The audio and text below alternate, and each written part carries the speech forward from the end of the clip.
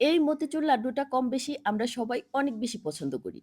দেখা যায় মিষ্টির দোকান থেকে চড়া দামে এই লাড্ডুটা কিনে খেতে হয়।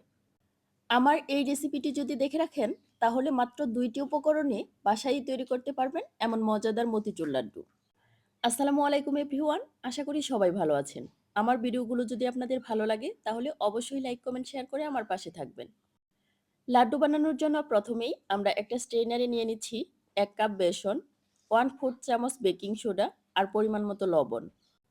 বেসনটাকে খুব ভালোভাবে ছেঁকে নিয়ে এখানে অল্প অল্প করে পানি এড করছি আর হ্যান্ড উইস্ক দিয়ে খুব ভালোভাবে ফেটিয়ে নিচ্ছি। অবশ্যই খেয়াল রাখতে হবে এখানে পানিটা একবারে দিয়ে দেওয়া যাবে না, তাহলে কিন্তু ব্যাটারটা খুব একটা মসৃণ হবে না। এই ব্যাটারটা খুব একটা পাতলাও হবে না, খুব একটা ঘনও হবে না। অবশ্যই আপনারা দেখে বুঝতে পারছেন। এখন একটা ফ্রাই প্যানে তেল গরম করে এখানে আমরা সেই ব্যাটার থেকে কিছুটা ব্যাটার অল্প অল্প করে এভাবে দিয়ে দিব। এটা যার যেভাবে সুবিধা হয় সেই শেপেই ভেজে নিতে পারেন, কারণ এর শেপ নিয়ে কোনো প্যারা নিতে হবে না। এখানে অবশ্যই খেয়াল রাখতে হবে এই বেসনের গোলাটা কিন্তু খুব বেশি মচমচে করে ভাজা যাবে না। ভেতরটা পুরোপুরিভাবে সিদ্ধ হয়ে গেলেই উঠিয়ে নিতে হবে। এই তো এভাবে আমি সবগুলো বানিয়ে নিয়েছি।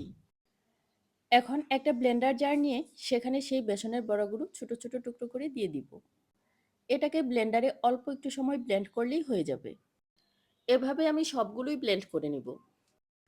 ব্লেন্ড করা হয়ে গেলে এখন চুলাতে একটি প্যান বসিয়ে সেখানে দিয়ে দিচ্ছি ১.৫ কাপ চিনি। সাথে দিয়ে দিব ১ কাপ পানি। এখানে ফ্লেভারের জন্য ২টি ছোট এলাচ দিচ্ছি। আপনাদের কাছে যদি এলাচ গুঁড়া থাকে তাহলে এলাচ গুঁড়াটাও ব্যবহার করতে পারেন। লাড্ডুতে সুন্দর একটা কালার আনার জন্য এখানে দিয়ে দিচ্ছি অল্প একটু জর্দা কালার। কিছুক্ষণ জাল করে এই চিনির শিরাটাকে ঘন করে নিতে হবে।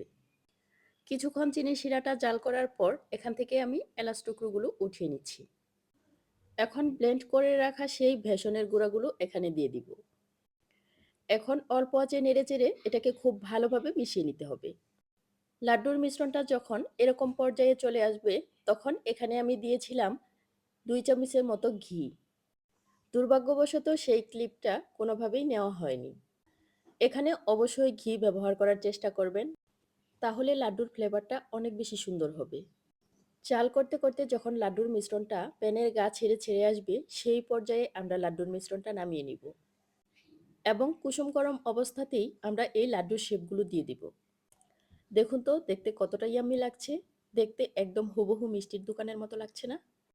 এর টেস্টও কিন্তু মিষ্টির দোকানের মতিচুর লাড্ডুর থেকে কোনো অংশেই কম না। আপনারাও চাইলে এই রেসিপি ফলো করে অল্প উপকরণে খুব সহজেই বাসায় তৈরি করে নিতে পারবেন এমন মজাদার মতিচুর লাড্ডু। পুরো ভিডিওটি দেখার জন্য ধন্যবাদ সবাইকে। ভালো থাকবেন সবাই।